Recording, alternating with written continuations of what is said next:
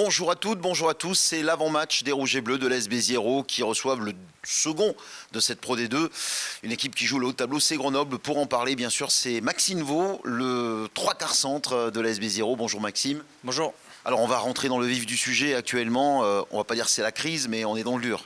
Ouais, c'est pas la crise, mais c'est vrai qu'on n'est pas loin. Donc voilà, il faut, comme j'ai dit tout à l'heure, il faut absolument qu'on fasse un grand match dans l'intensité et dans l'état d'esprit pour essayer de sortir de cette mini-crise. Ouais. Alors on a perdu à Colomiers, évidemment, on ne va pas revenir sur Nevers, on en a longuement parlé. Il y a des choses quand même à retenir sur la deuxième période qu'il y a eu à Colomiers, où il y a eu quand même du mieux.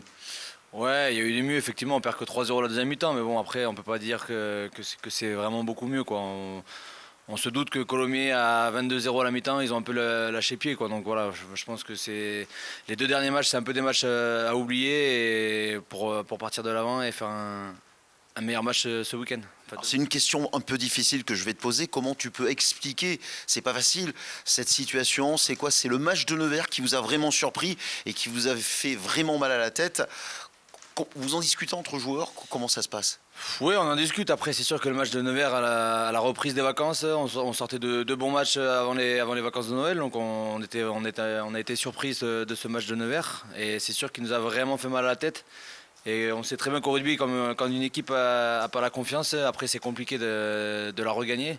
Donc voilà, après on est un peu chanceux de jouer contre une grosse équipe ce week-end.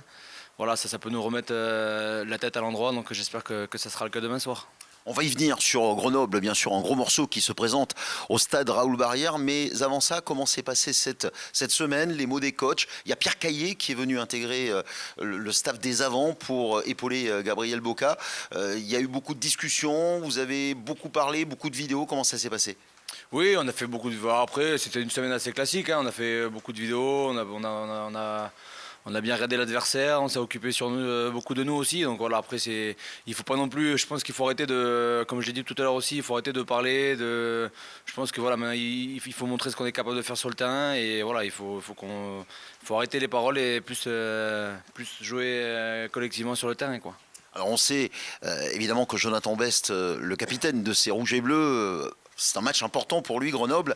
Et on en discutait avec lui tout à l'heure. Grenoble, ça peut être aussi un match à double tranchant. Une victoire face à un de ces gros morceaux, ça peut complètement relancer la saison. Exactement, ouais. C'est pour ça que tout à l'heure, j'ai pas parlé de crise. Mais bon, c'est vrai qu'on n'en est pas loin. Mais c'est vrai que si on gagne demain, je pense que ça peut nous relancer la saison et nous faire du bien à la tête surtout. Donc voilà, il faut absolument qu'on fasse un gros match dans l'état d'esprit pour nous remettre la tête à l'endroit et repartir de bons pieds sur ce championnat qui est qui est d'ailleurs très compliqué. Ouais. Alors il y aura de l'impact, il y aura de l'envie, vous en doutez. C'est quoi le danger? Ne pas confondre vitesse et précipitation?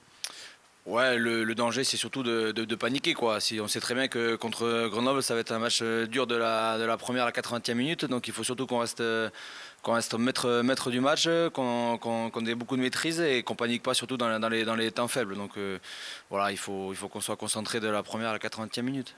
Alors sachez que bien sûr on a besoin de tous les supporters, vous vous en doutez, au stade Raoul-Barrière. Un mot à passer aux supporters, bien sûr qui sont déçus, mais c'est maintenant que vous avez besoin d'eux. Exactement, ouais, parce que c'est sûr qu'être présent dans les moments faciles, c'est facile, effectivement. Mais bon, là, c'est vrai qu'on est dans un moment un peu compliqué. Donc c'est sûr que là, on aura besoin de leur ambiance, de leur soutien demain soir. Donc j'espère qu'il sera présent et ça, j'en suis sûr. Alors, je vais souligner un post qu'avait mis Cabellou, notre mascotte. Quand on est dans le dur, c'est avec les durs qu'on avance. C'est une belle formule. Hein. C'est pas mal, c'est pas mal.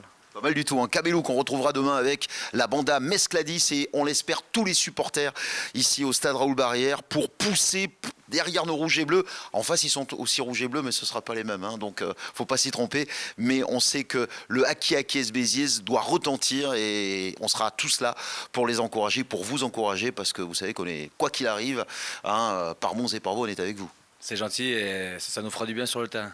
On termine toujours par la phrase Haki Haki S Béziers. Merci Maxime.